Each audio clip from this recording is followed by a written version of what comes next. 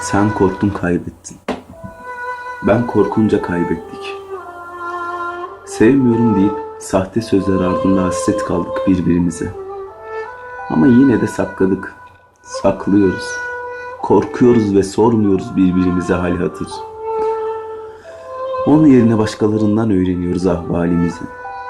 Hatırlasana, tam da bu zamanlarda sonbahar tırpanıyla kırmıştı belimizi.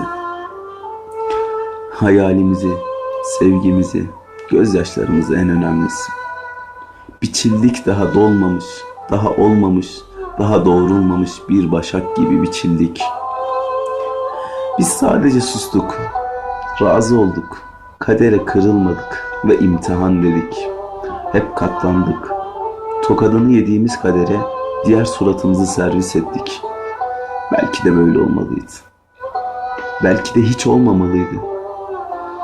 Neyse, kader dedik geçtik.